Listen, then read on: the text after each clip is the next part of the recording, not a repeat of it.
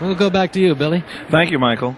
I'm sitting here with Ray Brown, who is one of my all-time favorite people, and it's been a long time since I was a sideman in the Ray Brown Trio, and that was a lot of fun. Hello, Ray Brown. Billy Taylor, how are you? I'm very well. When did you come in to Chicago? I got in on the red eye. Came right in and ready to play.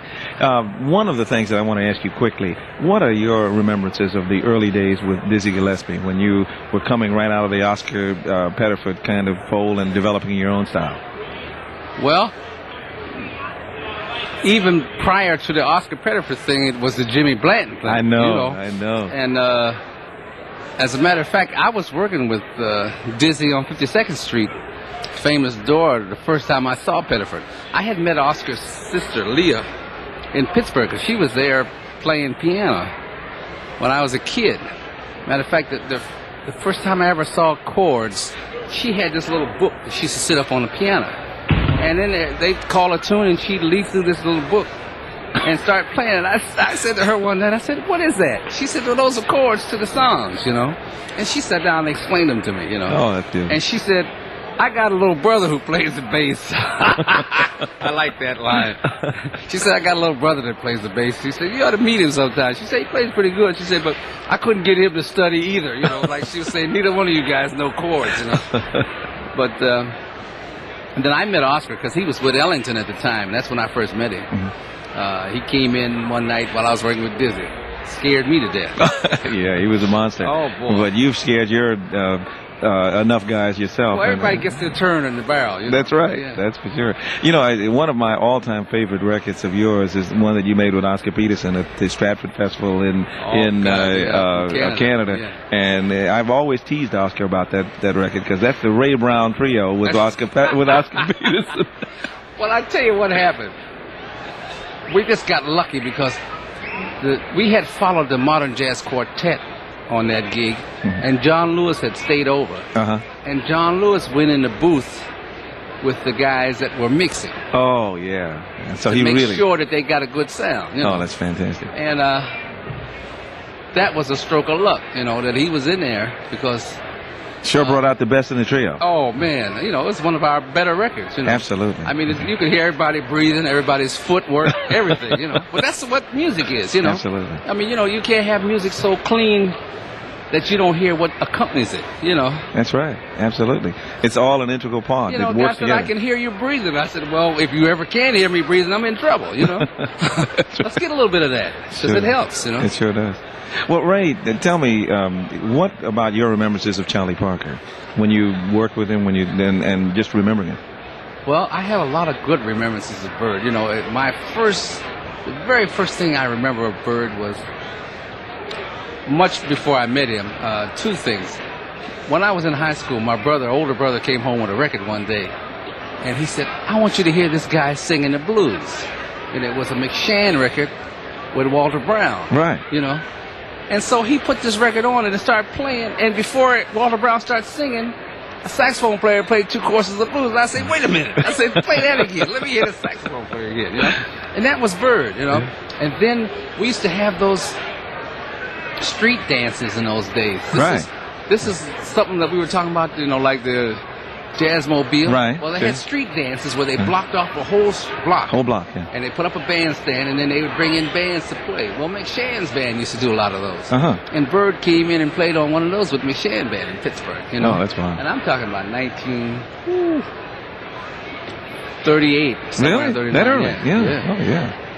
Oh, that's wild. So then when I met Bird, was at a rehearsal at Dizzy's house. When I first were you got to rehearsing? What kind of Dizzy's music or what? Well, this is the first night Dizzy offered me a job and told me to be at his house at rehearsal the next night. And I just got there, and there were 4 guys there. I didn't know any of them. It was Bird, Dizzy, Max, and Bud. 4 guys, right? Okay. I told guys, I said, if I knew who they were before I got there, I wouldn't have showed up.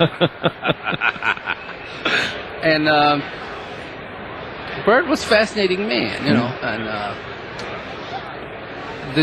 the two things about Dizzy and Bird, which makes it interesting. if I wanted to find out something musically from Bird, he would pick up his horn and say, "Well, so and so, you know." Right. And then he'd leave, you know. Mm-hmm. Well, and then if I wanted to get it from Dizzy, he wouldn't pick up his horn. He'd go to the piano and say, "Now, you know."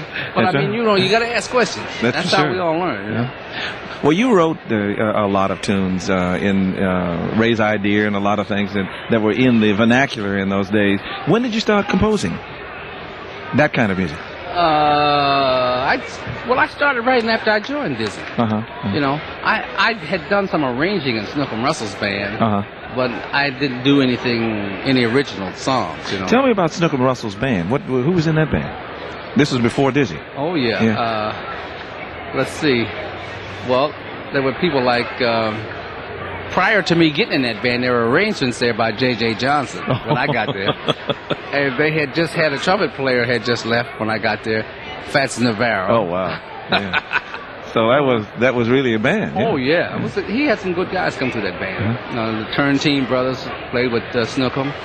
Was this the Pittsburgh band? No. Snookum Russell's out of New Orleans.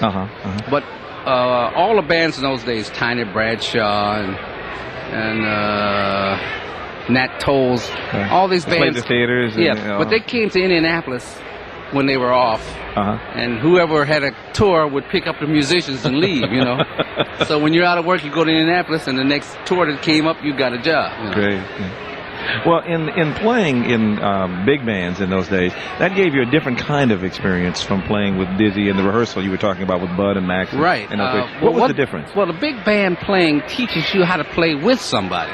You know, you get in a small group, a lot of times you're on your own, you know. There could be times when you're playing a solo alone. There could be times when you're playing with just a rhythm section. But big band playing teaches you how to play with people, you know, how to play behind a saxophone section, how to play behind a full band, how to shade, you know, and this is a necessary part of music. You know? Well, you have something that I've always enjoyed, especially in your own groups, and most of us refer to it as shifting gears. And I mean, you start off and it's like you're in first. And then you really start gearing up, and by the time you really get into drive, I mean, it's really driving. And that's something that a lot of young players have not focused on to the extent that I'd like to see. Well, yeah, I try to get a lot of young players not to start off in drive. Right. That's all. You know, I mean, they got all the facilities, but you just have to, as the guy says, you got to learn what notes not to play. Right. Yeah, you know. Sure. Yeah. But yeah. In terms of the bass as an instrument, how do you see the bass? Where do you see the acoustic bass going now? Well, you know, the acoustic bass has had a lot of competition from the electric bass, mostly due to the fact that they're so hard to move around. And a guy can put electric bass in a case, and they don't care whether it falls off the airplane or not, because, you know, it's not going to hurt it. So it's easy to carry, and it's a lot of bass players who play string bass have lost jobs or have had to change just due to the fact of not being able to put them on airplanes, or guys don't want to be bothered paying all that overweight and stuff, you know. And but it seems to be making its way back now. Well, you certainly are being very helpful in that regard. I mean, well, I've never left, so I intend to be here. Good. Well, you actually on the Merv Griffin show and some of the other things, you have played electric bass. Yeah, I play a little electric bass, but whenever there's any solo spots, I play the string bass. Right. You know, right. So, well, what do you think? I mean, in your recording and things, since you have to do that, what do you think about it as another instrument, as a double, or how do you think of it? What, the electric bass? The electric bass. It has its place, you know, but you know, I think I don't think it'll ever replace the string bass in jazz because it doesn't have the feel, you know. Right. Some of the rhythmic aspects are lost. Oh yeah, you know, it just doesn't feel right, you know. Well, you know, it's exciting to me. I remember we played together at the Monterey Jazz Festival and on a couple of other occasions, and there is a totally different kind of feeling when one plays with Ray Brown as opposed to any other bass player. I mean, it's a very unique time center that you have, and for me, it's very easy to lock into. I get a very good feeling simply because of your rhythmic security. Was there anything that kind of settled that in your mind in terms of how you wanted to rhythmically approach jazz? Well, I think I got that from copying Jimmy Blank, you know. Because as great as the Ellington band was, I think the one thing that everybody in that band had that made that such a great band, I mean, I've told this story many times. I've heard the Ellington Band on stage in the Paramount Theater. Sonny Greer was playing drums, and he was mad at Duke, so he said, I'm not going to play. And he sat there during the show, but he didn't play. He just took a stick and beat on his little seat he was playing on a little bit. And the band swung like it was terrible. You know, I mean, when I say terrible, I'm talking about terrible good. You know? Yeah, okay. I mean, you didn't even miss the drums, you know. So the fact is that everybody in that band had a time feel of their own. Hodges, Webster, I mean, all these guys, just put them with their own instrument by themselves, let them play, and you could say, oh, yeah, it's right there, you know. Yeah. So when you put all these guys together, it didn't make any difference whether it was drums or not, you know. So that's what I think I got from Blanton was, even though that band was great, I could feel his power. I mean, he had a time center, you know, and if the guys wanted to lean on that, they could if they didn't have to. If he wasn't there, they had their own time. But, you know, his time was so powerful that I think this is what I got from him more than anything else, was that feel he had of propelling that time. You know? Right. And, you know, that's the essence of music to me, is what it feels like, you know. And I don't care if you're talking about disco music or classical music, you know, it has some kind of feeling to it, you know. Right. And this is the feeling that I got out of, I think, you know, just directly from Jimmy Blanton. That propelling thing that he had. When did you first hear Blanton? On records. Did you ever hear that thing Plucked Again? Oh, I heard it. You kid? Yeah. Hey, listen, I think one of the biggest moments of my life was I made the last album with Ellington before he died. Yes. You know, just the two of us. And, you know, that was a really high point in my life. You know? How did you feel about playing with Duke? Well, you know, I mean, not, you know, it's not an idle question. What did you feel like as you played with him? Is what I should. Well, it's something that had built up in me for 40 years, I guess, you know. And when I was a kid, I always wanted to go in that band and play. But you can't repeat anything, you know. Once Blanton left, anybody else that went in there and did that over again, you know, it's not the same thing. You know? And I realized that after I got up, you know. It's like guys say to me, man, I sure would like to play with Oscar Peterson and do all that stuff, you guys. But I said, it's not the same thing. You got to do something fresh. Right, absolutely. You know, I told bass players, I said, you got to find a piano player like Oscar Peterson and make your own thing. Right. I said, then it will be fresh. You know, I said, you can't do it over again. It never works when you do it over again. No, you can't recapture that. No. That's for sure. But two exciting things happened to me doing that album. We did a few things that he and Blanton had done, and I was surprised that he remembered them, because he did those things in 39 and 40. Right. You know? Right. And he hasn't done them in years. Sure. And then he took one whole side, and just said, I said, what are you going to play? He said, I'll play something and you follow me. And, I mean, he didn't even say a key or anything. He just hit the piano. Yeah. And it's beautiful, you know. Yeah. Well, he was, you know, he was just so remarkable. I don't have to explain him to you. No, he was just so remarkable, and the thing that I loved about him was his interest in and his respect for the bass as an instrument. And I mean, because his band was the first band I ever heard, and I really heard the top and the bottom. I heard the first trumpet player, and I heard what the bass player was doing, and everything sort of made sense in between. He recorded the bass better in 1939 than they record it right now. That's true. That's true. Absolutely. You listen to his records, you can hear the bass just as clean. Right. You know. And it puts everything in perspective. I'm constantly telling engineers this, you know. I said, it didn't happen one microphone. That's right. But listen, I want to talk a little more about Ray Brown. Do you get to Chicago often these days? Because the last time I heard about you being here, I think you came through and played with some Chicago musicians. That's right. And boy, that was some kind of session, as I remember. Well, I tell you, this was something I had to experiment with. You know, Billy, I've been doing some management and booking and different things like that. And I had a guy, one of my clients told me, he said, you know, going out on the road as a single can be difficult sometimes. You know, you got to pick up side men. Yeah. They don't know what you're doing, and some of them can't read. There's a lot of problems, you know. And I said, oh, yeah. You know how you think. You're right. And so one day I was just sitting around thinking about this. I said, I think I'll go out and book myself as a single so I'll know what I'm talking about when somebody says that to me, because, you know, it's nothing like first-hand experience. Absolutely. But, so I went out and did it in about 3 cities. But I had a lovely time here because I got some good side men. Oh, some great guys here in Chicago. Sure. So I had a good time here. Well, who did you use when you were here? I used Wilbur Campbell. Uh-huh. And he was dynamite tonight. Oh, yeah. And I used the piano player from Milwaukee, Frank Pozzello. Oh yeah. You know Frank, right? yeah. Sure. And and the trumpet player here, Art Hoyle. Art Hoyle. Right. Yeah. And we had a great time. Oh, you know, we really had a good time. Well, we carry.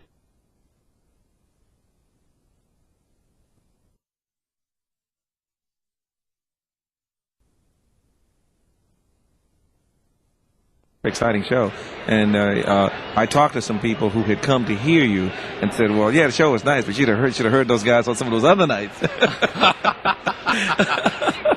Well, I don't know. We always say I'd like to have been recorded in the dressing room many a night. Really? While I was warming up. Sure. You should have heard me in the dressing room. Well, Ray, I know that you have some very interesting plans.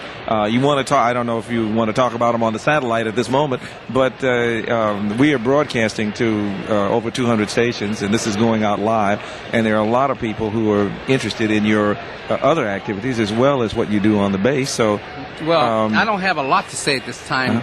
Let me say this, Billy. I'm working on some very definitive things in the television area, and as soon as I get it in a working condition, you'll hear from me. Terrific, because we're going to be looking forward to it. You're doing some things with the orchestra out in California. Oh, yes, Tell me a little about that. Well, you know, the orchestra is from between 90 and 100 people who work in the studios. Right. And it's more a volunteer thing. It's a labor of love, you know. And they're taking. Matter of fact, a good friend of ours is coming out is writing a piece for the orchestra, John Lewis. No kidding. For that's this beautiful. season, you know. Oh, that's great. And so they're getting all the good composers to write works for them, and they also have guest artists come in, you know. I think maybe you should come out and appear. I'd love to. And I'd love to. Yeah. Also, I want something just to deviate for a minute. You ought to see about getting Jazzmobile out in the other end of this country. We're going to try to do that too. We'll try to give you some support when you come that way. I'd appreciate that's something it. that they could use out there. Thank you. You know, I think, and this is not for musicians. I mean the people. You know, get the music to the people. That's what it's about. Right. That's what it's about. Well, you know, one of the most exciting things for us is when someone can come up to a Ray Brown or Monty Alexander or Milt Jackson or Dizzy Gillespie and be as close to that artist as I am to you right now and be able to say some of the things. Number one, there's several aspects of what one says to an artist, like that someone just wants to express to you the joy you have given him or her over the years and how great that is. Then another guy has been just pondering, is, well, man, how do you make those double stops and how do you do, and he really wants a master class right on the street, you know. But the thing that has really pleased me over the years is the fact that so many musicians like Dizzy and you have been really generous with sharing your experience and your expertise. Do you do many master classes these days? On and off, yeah, when you have the time. You know? Yeah. In traveling around the city, the world, actually, have you run into bass players specifically who are doing things that you think are significant in terms of moving the music from one place to another place now? Any come to mind immediately? Well, you know, I think in a teaching area, this has been very significant, you know, because, you know, when I think back of when we were young, you couldn't find a Billy Taylor to come in a college or a high school or any place and do a master class. I mean, it just wasn't available, you know. Now you can go see Dizzy Gillespie in a college doing a master class, you know. Right. And I mean, this was never available. You know, I sit and look at, sometimes you have a class full of kids and they're looking a little lackadaisical. I said, if I could have had a chance to go see Jimmy Blanton, you know, I would have, you know, chewed on one of his socks if I could have gotten close to him, you know. Sure. And it's a marvelous opportunity. Yeah, we're so close to it now, and we don't appreciate it, you know. Take it for granted. That's right. I should explain some of the noises we're hearing in the background. We hear feedback and stuff like that. Yes. Like that. And that's called show business in the back. That's right. What's happening is that we're setting up for the Dizzy Gillespie, Ray Brown, Max Roach, Walter Bishop Jr., Moody. Cecil Payne set. And it's going to be an exciting thing, and Ray's going to have to go shortly, but they've got a whole lot of microphones to set up and a whole bunch of other things. So we're going to make sure that he gets back in time to warm up the bass and get ready. Go shake hands with shake hands with the bass and everything. But Ray, I really appreciate your taking the time just before you go on the set to talk with us. One thing I would like for you to share with our audience, the fact that you have played personally in so many different styles of music. What kind of preparation is good, or do you recommend for someone who aspires to do the kinds of things that you do? Is there any preparation? Well, two things I always say to young people. I said, learn your instrument and leave your mind open. Yeah. You know, that's and the rest good follows. Advice. Yeah, that's good advice. That's right. In terms of just for our audience, would you run past some of the things that are important, like the Merv Griffin Show, but the types of things, movies, and the different kinds of things that you're into as a single professional musician? Yeah, I play in the orchestra, which is a symphony orchestra essentially. Right. I play television, I play movies, commercials, and a lot of recordings. You know, everything from Sinatra down to, well, we did Oscar Peterson and Bobby Durham and myself at the rhythm section with Freddie Hubbard, Dizzy, and Clark Terry. I mean, it's just a whole lot of different everything, things. yeah, Well, that's good. you know. Well, the point I was trying to make is that out of a jazz background, you have been able to go into just about every area of music, and I think that you're one of the, I just like to say this on the air, you're one of the people that we hold up as a role model to some of the young people who aspire to be jazz musicians and say, well, hey, I'm just going to do my own thing, and I'm going to get over, and it's going to be, I'll be a star. And that's certainly possible, and some people do that. That's right. But there's another side of it, too, that's equally important, I think. Oh yeah, there's got to be two sides to all of that, you know. And I'm not forced to do movies, and I'm not forced to do television. Right. But you don't enjoy anything 100%, Right. you know. Yeah. And Variety. by the same token, nothing is a drag 100% all the time, you know. So they all have high points. And I think it's very interesting for you to do a variety of things. Absolutely, you know? It makes you grow. Yeah. Ray, I see they're kind of signaling me here, and you're going to have to run over and get your bass all organized and everything. Okay. And I'll see Billy, you later. it's a pleasure. Thank you very much, Ray Brown. Okay. That was Ray Brown that we were talking with, and he's shaking hands with Gene Ramey, who's been standing backstage waiting to say hello, because this is Old Home Week for a lot of musicians who simply don't get to see one another often enough. And a jazz festival like the Chicago Jazz Festival is the kind of festival that makes those kinds of meetings not only possible, but gives us a great deal of pleasure. I see that Max Roach has set up the drums, and there are several people standing down front getting very impatient because it's taking a little longer to set up than they had hoped it would. And this is probably the biggest crowd that we've had. I wish he'd play something other than the C chord. However, we're going to Michael Kaskuna, who can talk about something other than the C chord. Okay, Billy, I think probably the sound man knows nothing other than a C chord. I think that's what the problem is. In the meantime, while the stage is still getting ready, I'll go back to, hey, Moody, how you doing, man? All right. Everything is cool. And he's just been, thank you, Michael. The audience is getting really impatient here because there's been quite a stage wait as they got all of the activities kind of straight. And as you can hear in the background, they're kind of cheering because they know something is about to happen. And it's time for Joe to come out, and here he comes. Joe Segal's going to talk about what's happening. All right. Long fight, but we won. All right. We have now the master band, a creative giants in all the field of modern music. We're going to bring them on one by one. We'd like you to welcome them as you will in a great Chicago fashion. First of all, on piano, a gentleman who was right there at the inception of the modern jazz era in the late 40s, middle 40s, late 40s, and one of the very finest pianists and composers in all of modern music. We'd like you to welcome Walter Bishop Jr. Walter Bishop.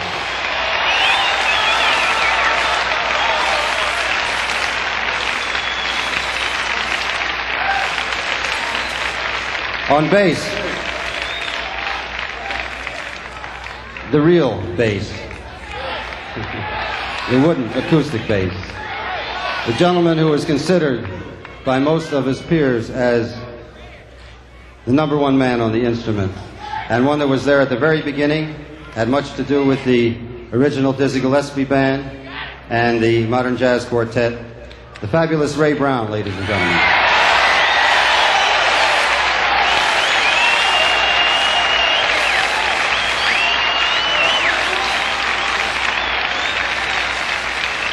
The next gentleman is the main man of the percussion. He is the one that crystallized everything that went before and made it all into a new idiom, and one that we're all still drawing on. Swing, music, melody, harmony, all in percussion. The #1 drummer in the world, ladies and gentlemen, Mr. Max Roach. Max Roach.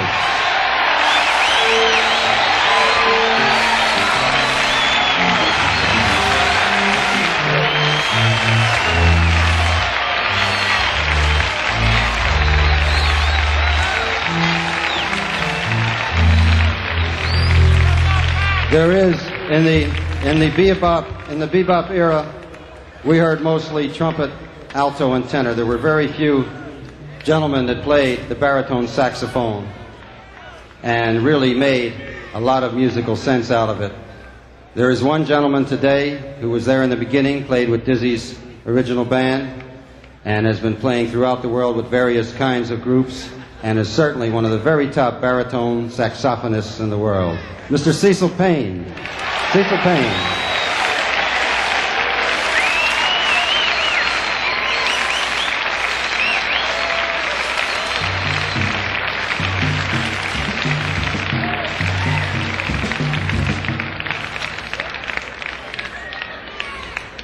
Yeah, Moody is right.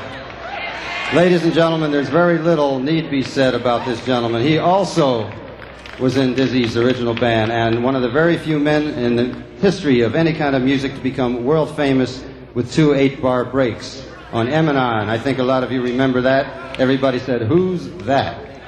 Here's the original man himself, Mr. Moody's Mood, James Moody. James Moody.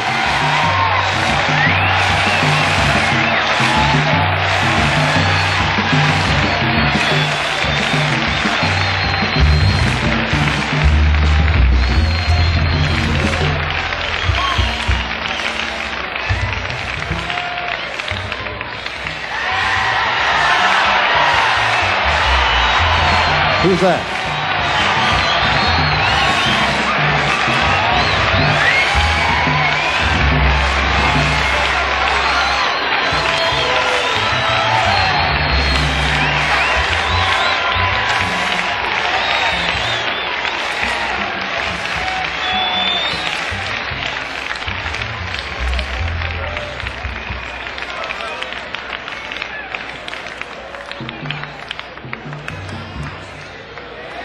Dizzy Gillespie just walked on stage, and that's what all that noise was about. Everybody's here to hear this band, Dizzy Gillespie and the All-Stars.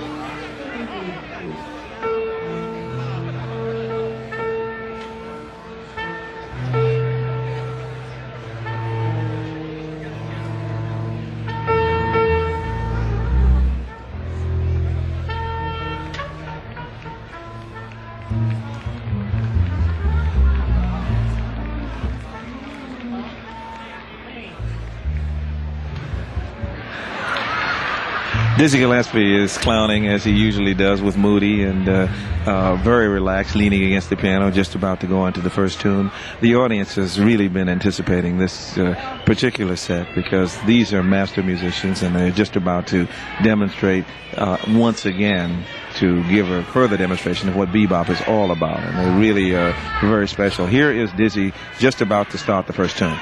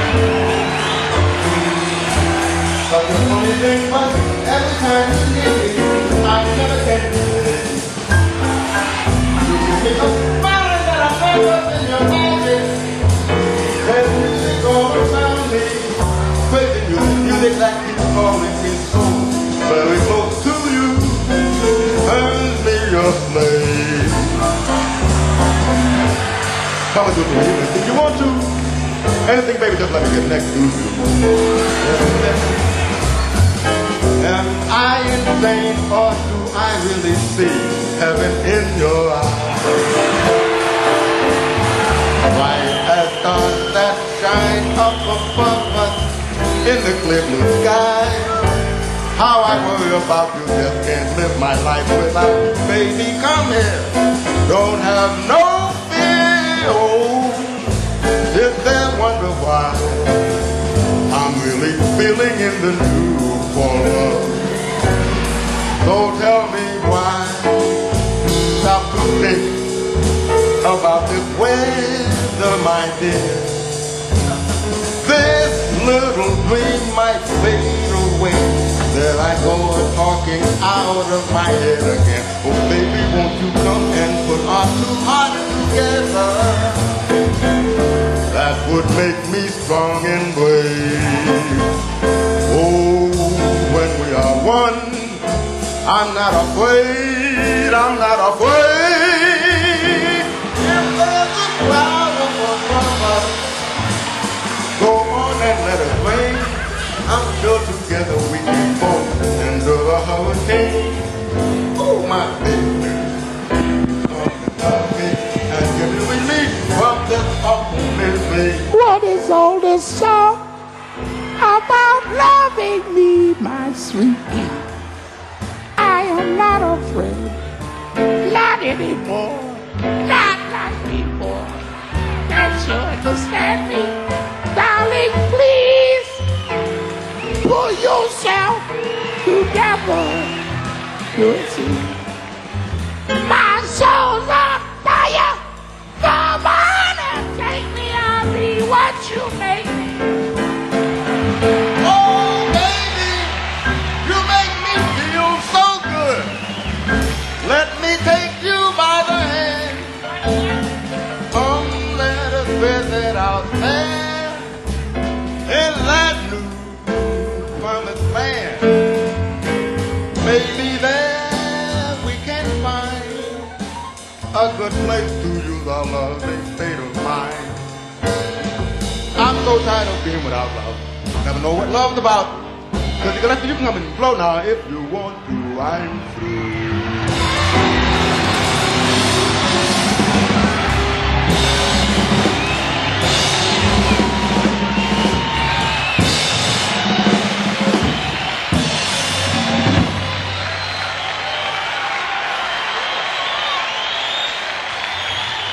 James Moody! Ow! Good God Almighty. All right, y'all. Sit down now. Sit down there. Sit down. Sit down. Go ahead, sit down. Go on, sit down now. You ain't paid nothing to come in here. Shit. Sit down. All right. Here's another one for you. Here's another giant, ladies and gentlemen. Mr. Ray Brown.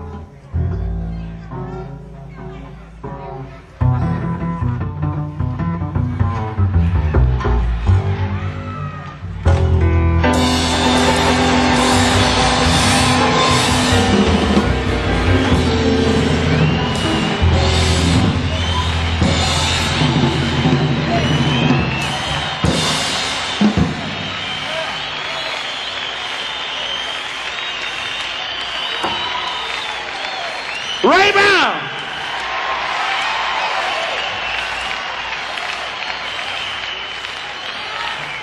Thank you very much, ladies and gentlemen. You've been very generous with your loud ass stuff. And now, the master, Max Roach.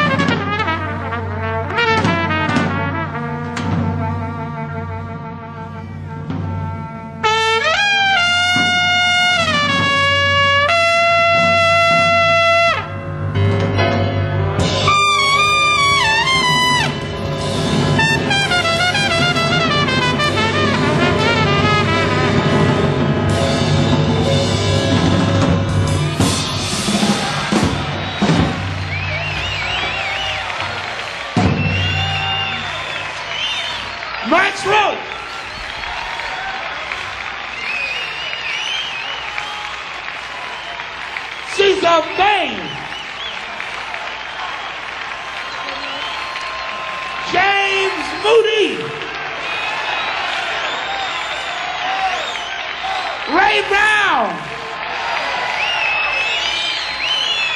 Walter Bishop,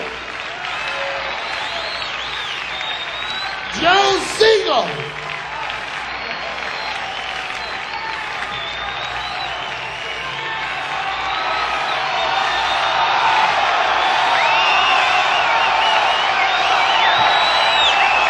Dizzy Gillespie, Max Roach, Ray Brown, Walter Bishop, Cecil Payne, James Moody. The Master Band.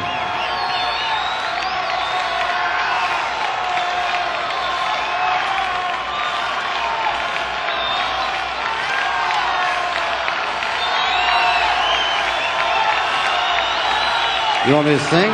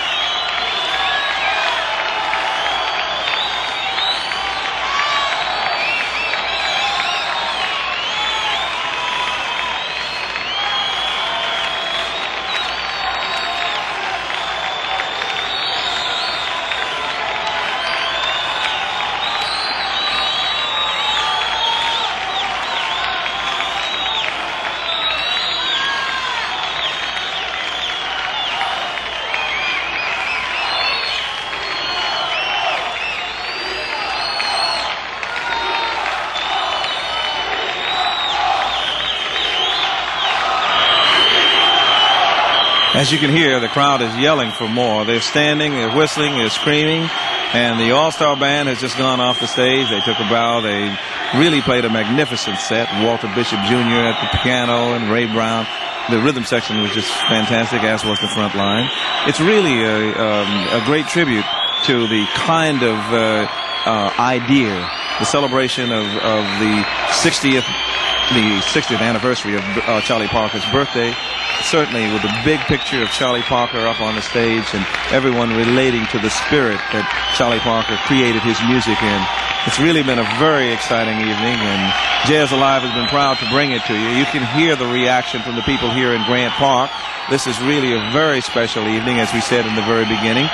There are so many things that one could talk about in terms of highlights of the evening, and certainly the brief kinds of solos that were played by the final group are indications that one doesn't have to play a lengthy solo to be extremely creative and certainly get this kind of response from the crowd. They're still yelling. They really want to hear some more.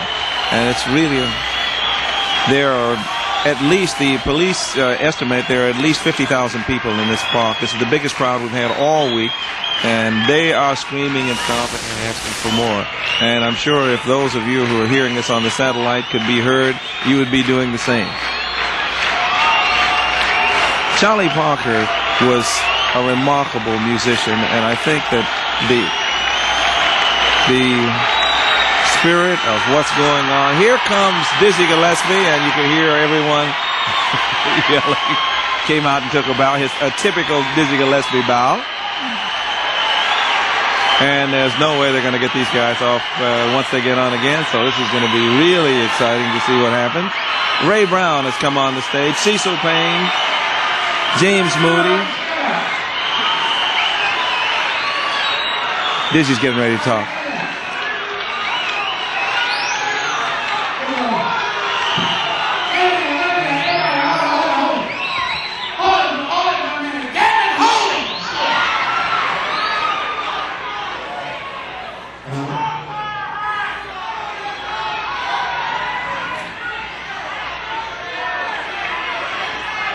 Ladies and gentlemen, hey,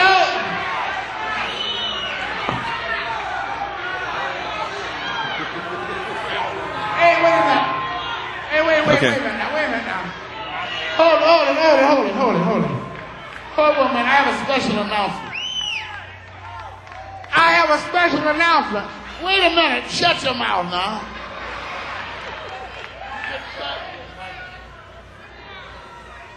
I have a special announcement. You know, as you know, today is the birthday of Charlie Parker.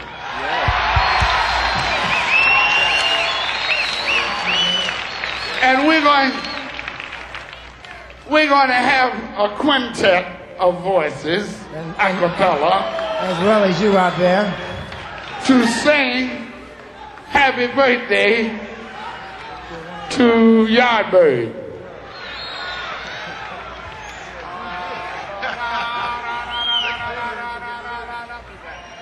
Be right.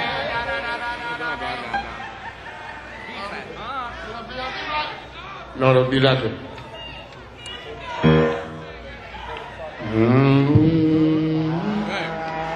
What?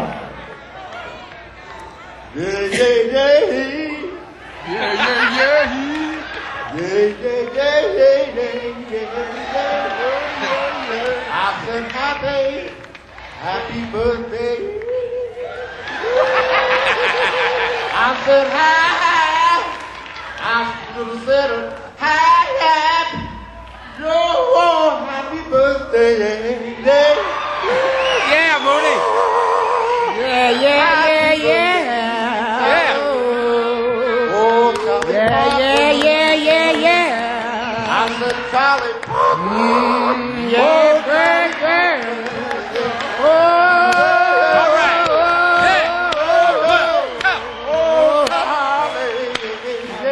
Hey.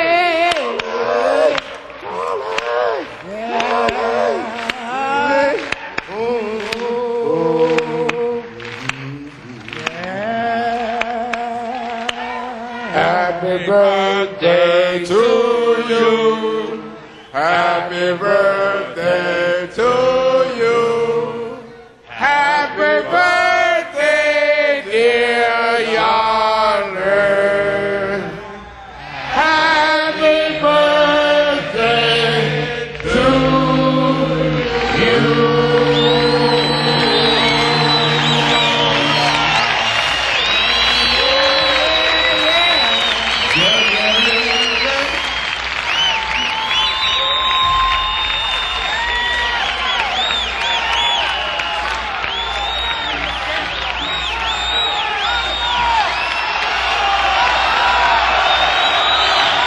That was James Moody giving the call and response birthday greeting to Charlie Parker, and I'm sure he heard it and responded. I know the audience did. That's Dizzy playing the Juice Harp.